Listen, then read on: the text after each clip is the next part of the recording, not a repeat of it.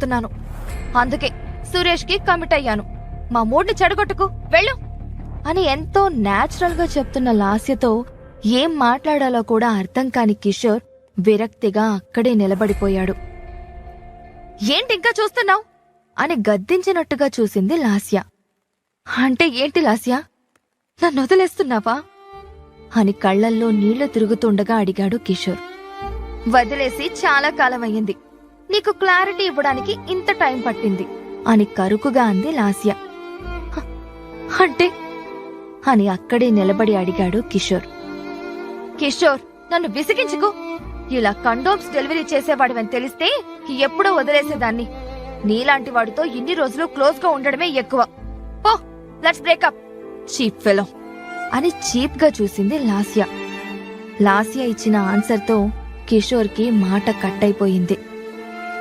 కన్నీళ్లని బలవంతంగా ఆపుకొని 4 నెలలు కష్టపడి కొన్న డిజైనర్ ఫ్రాక్ ని లాస్య పాదాల ముందు పెట్టి, హ్యాపీ బర్త్డే లాస్య, నేను నీకు ఇవాళ గిఫ్ట్ ఇద్దామని అనుకుంటే నువ్వే ఊహించని కానుకిచ్చావు అనేసి అక్కడి నుంచి వెనక్కి తిరిగాడు. రే కిషోర్, నీ కండోమ్ ప్యాకెట్స్ డబ్బులు తీసుకోలేదు అని ఫ్లోర్ మీద పడిన డబ్బుల వంక చూస్తూ అన్నాడు సురేష్. ఆ మాట విన్న కిషోర్కి విపరీతమైన కోపమొచ్చింది. కింద పడున్న నోట్లన్నీ తీసి అతని ముఖం మీద విసిరికొట్టి, తీసుకురా చీటర్, నేనే నీకు ఆ కండోమ్స్ గిఫ్ట్గా ఇస్తున్నా అని కళ్ళెర్రజేసి అక్కడ్నుంచి వెళ్లిపోయాడు.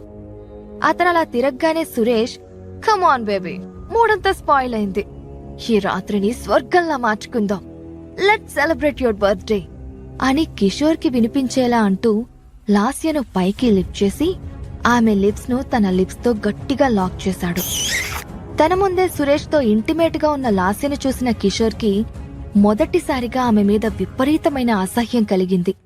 అక్కడ్నుంచి బయటికొచ్చి జోరున పడుతున్న వానలో అలాగే తడుస్తూ నడుచుకుంటూ వెళ్తున్నాడు. గుండెల్లో వేల అగ్నిగోళాలు విస్ఫోటనం చెందినట్టుగా విలవిల్లాడిపోయాడు కిషోర్. ఏడుస్తూ అలాగే కాసేపు ఒంటరిగా వానలోనే నిలబడ్డాడు. లాస్య చేసిన మోసాన్ని తట్టుకోలేకపోయాడు. చివరికి డబ్బు కోసం బరితెగించిన ఇలాంటి అమ్మాయి తనకు దూరం అవ్వడమే మంచిదని మనసుకు నచ్చజెప్పుకున్న కిషోర్ బైక్ ఎక్కి తన రూమ్కి బయలుదేరాడు. రూంలోకి ఎంటర్ అవుతున్న కిషోర్ ఫోన్కి సడన్ గా వరుస పెట్టి మెసేజెస్ వస్తున్నాయి.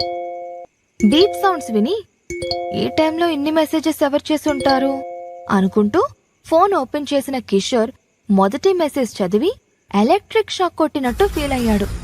ఫోన్ని పట్టుకున్న అతని చెయ్యి సన్నగా వణకడం స్టార్ట్ అయ్యింది.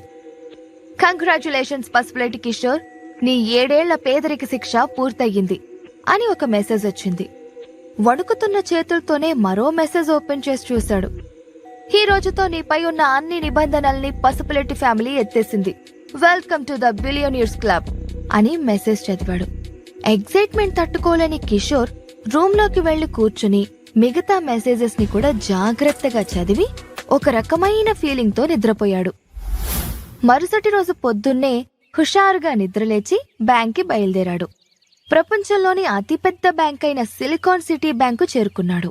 ఆ బ్యాంకు ముందు ఎన్నో లగ్జరీ కార్స్ పార్క్ చేసున్నాయి. బాగా డబ్బున్న ధనవంతులు మాత్రమే ఆ బ్యాంకులో అకౌంట్ ని యాక్సెస్ చేయగలరు. తలదించుకుని నేరుగా మెట్లెక్కి బ్యాంకులోకి వెళ్తున్న కిషోర్ ఎదురుగా ఫోన్ చూసుకుంటూ పరధ్యానంగా దిగొస్తున్న దీపికాని గమనించుకోకుండా ఢీకొట్టాడు. కింద పడ్డ దీపిక కిషోర్ని, అతని చీపు బట్టల్ని చూసి, హే ఇడియట్, కళ్ళెక్కడ పెట్టుకుని నడుస్తున్నావు, ఇంతకీ ఎవరు నువ్వు, ఊపుకుంటూ వచ్చేస్తున్నావు, పోవతలకి అని కసురుకుంది ఆ అమ్మాయి. దీపికని చూసి కిషోర్ సమాధానం ఇవ్వకుండా, పాపకి మనమెవరో తెలియక పిచ్చి పిచ్చిగా మాట్లాడుతుందిలే అని మనసులోనే అనుకుంటూ చిన్నగా నవ్వుకున్నాడు. అతని నవ్వుకి ఇరిటేట్ గా ఫీల్ అవుతూ, రే ఎదవా, ఆర్ యు డెఫ్, వెళ్ళమంటే వినపట్లేదా, ఎందుకు నవ్వుతున్నావురా ఈడియట్ అని అరిచింది. ఆమె మాటలకు రియాక్ట్ అవ్వడం అనవసరం అనుకున్న కిషోర్ సైలెంట్ గా బ్యాంకు లోపలికి వెళ్లిపోయాడు. హలో బాసు, ఇదేమన్నా నీ అత్తారిల్లు అనుకున్నావా, ఎవరు పడితే వాళ్ళు లోపలికి వెళ్లిపోవడానికి, ఇదేం సత్రం కాదు, వరల్డ్ టాప్ మోస్ట్ బ్యాంక్, బయటినాడు అంటూ గోల చేసింది ఆ అమ్మాయి. ఆ అమ్మాయి మాటలకు ఫీల్ అయి, హలో మేకప్ పాప, మర్యాదగా మాట్లాడు, నాకు లోపల పనుంది, లోపలికి వెళ్లాలంటే నీ పర్మిషన్ తీసుకోవాలని రాజ్యాంగంలో రాసుందా అని కఠినంగా అన్నాడు కిషోర్. కిషోర్ మాటలకు కోపగించుకున్న Deepika, you beggar, how dare you అని అతన్ని కొట్టేందుకు చెయ్యి పైకెత్తింది. కిషోర్ రియాక్ట్ అవ్వకముందే ఆ చేతిని ఆపింది. అప్పుడే అక్కడికొచ్చిన ఆ బ్యాంక్ ఎంప్లాయ్ కుందన. తనను మధ్యలోనే ఆపిన కుందనను చూసి, హాయ్ కుందన, కరెక్ట్ టైంకొచ్చావు. చూడు, వీడెవడో కూడా తెలీదు, బ్యాంకులోకి వితౌట్ పర్మిషన్ ఎంటర్ అవుతున్నాడు. ఆపబోతే నన్నే తిట్టాడు, బస్తీ ఎదవా అని కంప్లైంట్ ఇచ్చింది దీపిక. ఇట్స్ ఓకే దీపిక, మీరు వెళ్ళండి, ఐ విల్ హ్యాండిల్ ఇట్ అని దీపికని పంపించి కిషోర్తో మాట్లాడ్డానికి వెనక్కి తిరిగింది కుందన. కాని అతను అక్కడ కనిపించకపోవడం చూసి, పాపం ఇది కూడా నార్మల్ బ్యాంక్ అనుకుని వచ్చుంటాడు, కాదని తెలుసుకుని వెళ్లిపోయి ఉంటాడు అనుకుంది. తన రూంలోకి వెళ్లబోయిన కుందన బ్యాంకు లోపలికి ఎంటర్ అయి విఐపి సెక్షన్ వైపు వెళ్లబోతున్న కిషోర్ను చూసి గుండె ఆగినంత పని అయ్యింది. హే నిన్నే, ఆగు, అసలెలా వచ్చావు లోపలికి? ఈ బ్యాంక్ నీలాంటి వాళ్ల కోసం కాదు, వెళ్ళు అని మృదువుగా చెప్పి అతన్ని ఆపింది. ఆ పాప గోల అయిపోయింది, ఇప్పుడు నీ గోల మొదలైందా అని మనసులోనే అనుకున్న కిషోర్ కుందనతో మాట్లాడుతూ, మీరు పొరబడుతున్నారు, నాకీ బ్యాంకులో అకౌంట్ ఉంది అని సమాధానమిచ్చాడు. కిషోర్ వైపు చూసిన కుందనికి అతని అవతారం చూసి విపరీతమైన కోపమొచ్చింది. గట్టిగా తిట్టాలనిపించింది. కాని తన చుట్టూ ఉన్న కస్టమర్స్ డిస్టర్బ్ అవుతారు అన్న కన్సర్న్తో కోపాన్ని కంట్రోల్ చేసుకుంటూ, హలో గల్లీఫిలో, నీ దగ్గరున్న ఏటీఎం కార్డు అకౌంట్ బుక్ ఏది ఇక్కడ పనిచేయదు. ఇది కేవలం శ్రీమంతుల కోసం ఓపెన్ చేసిన బ్యాంక్. నీకు చెప్పినా అర్థం కాదు. నా టైం వేస్ట్ చేయకుండా దయచేసి బయటికెళ్ళు అని రిక్వెస్ట్ గా అంటూనే అరిచింది కుందన. అబ్బా, నా గర్ల్ ఫ్రెండ్ మోసం చేసిందన్న బాధలో నేనుంటే పొద్దు పొద్దున్నే మీ గోలేంటమ్మా అని విసుక్కుంటూనే ఆమెకి ఆన్సర్ చెయ్యకుండా విఐపి సెక్షన్ వైపు నడిచాడు కిషోర్. ఆ సెక్షన్లోకి వెళ్లడానికి కుందనకు, బ్యాంకు మేనేజర్ కి, చాలా కొద్ది మంది విఐపి కస్టమర్స్ కు మాత్రమే పర్మిషన్ ఉంటుంది. ఆ కస్టమర్స్ ఇందులోకి అడుగు పెట్టాలన్నా కూడా గోల్డెన్ కార్డ్ తప్పనిసరి. అందుకే కళ్ల ముందే తన మాట లెక్క చేయకుండా కిషోర్ లోపలికి వెళ్లేందుకు ట్రై చేయడం చూసి ఆమెకి ఎక్కడలేని కోపమొచ్చింది. హే, ఏం చేస్తున్నావు? చెవులు పనిచేయట్లేదా? ఆగు అని అరుస్తున్నా కూడా పట్టించుకోకుండా విఐపి సెక్షన్ డోర్ తెరిచి లోపలికి అడుగుపెట్టాడు కిషోర్. నేరుగా వెళ్లి ఎదురుగా విశాలంగా ఉన్న ఆ గదిలో సోఫాలో దర్జాగా కూర్చున్నాడు కిషోర్. కొంప మునిగింది.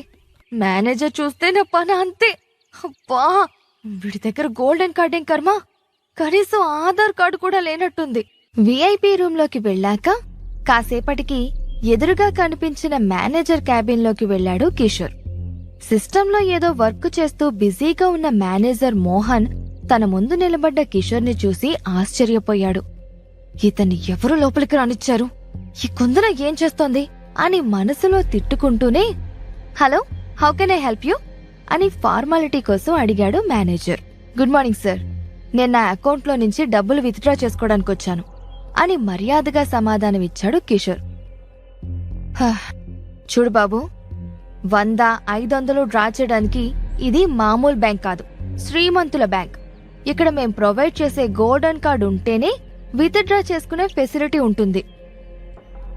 ఏదైనా ఏటీఎం సెంటర్కు వెళ్లి డబ్బులు డ్రా చేసుకో, వెళ్ళు, నా టైం వేస్ట్ చేయకు అని చెప్పి మళ్లీ వర్క్లో మునిగిపోయాడు. లేదు సార్, నాకీ బ్యాంకులోనే అకౌంట్ ఉంది అని కిషోర్ చెప్పేసరికి అతన్ని పైనుంచి కింది దాకా చిరాగ్గా చూశాడు మేనేజర్. హరే బాబూ, చెప్తే అర్థం కావట్లేదా అని మేనేజర్ అరిచేసరికి తన మొబైల్కి రాత్రొచ్చిన మెసేజ్ చూపించి, ఇదిగోండి సార్, ఇది నా అకౌంట్ నంబర్, కావాలంటే చెక్ చేసుకోండి అని కిషోర్ చెప్పగానే మేనేజర్ తన సిస్టంలో ఆ అకౌంట్ నంబర్ టైప్ చేసి చెక్ చేసి చూశాడు. క్షణాల్లోనే అకౌంట్ నాట్ ఫౌండ్ అని డిస్ప్లే మీద కనిపించడంతో మేనేజర్ ఎగతాళిగా నవ్వుతూ, నీలాంటి వాడికి మా బ్యాంకులో అకౌంట్ ఉండదని చెప్తే వినిపించుకోవు అని ల్యాప్టాప్ ని కిషోర్ వైపు తిప్పి చూపిస్తూ కుర్చీలోంచి కోపంగా పైకి లేచాడు. కిషోర్ కూడా అకౌంట్ నంబర్ టైప్ చేసి చూశాడు. అయినా కూడా సేమ్ రిజల్ట్ రావడంతో యువర్ ఫినిష్డ్ అన్నట్టుగా చూశాడు బ్యాంక్ మేనేజర్. కిషోర్ కి చెమటలు పట్టాయి. ఏం చెయ్యాలో అర్థం కాలేదు. జాగ్రత్తగా చూస్తే ఆ account number alphabets, numerical numbers తో మిక్స్డ్ గా ఉన్నట్టు అనిపించి మళ్ళీ మూడోసారి చాలా కేర్ఫుల్ గా టైప్ చేయబోయాడు. హే, ఏం చేస్తున్నావ్? అకౌంట్ బ్లాక్ అవుతుంది అని మోహన్ అరిచేలోపు 0 ఉన్న చోట ఓ అని టైప్ చేసి చెక్ చేస్తే అకౌంట్ ఫౌండ్ అని డిస్ప్లే మీద కనిపించడంతో మేనేజర్ కి షాక్ కొట్టినట్టు అనిపించింది. ఒక పక్క గోల్ ఫ్రెండ్స్, మరో పక్క గోల్స్. ఇన్ని ట్విస్టులతో కూడిన కిషోర్ లైఫ్ గురించి కంప్లీట్ గా తెలుసుకోవాలంటే మీరు నెక్స్ట్ ఎపిసోడ్స్ వినాల్సిందే. ఇంకా ఆలస్యం ఎందుకు? ఇప్పుడే డౌన్లోడ్ చేసుకోండి పాకెట్ FM.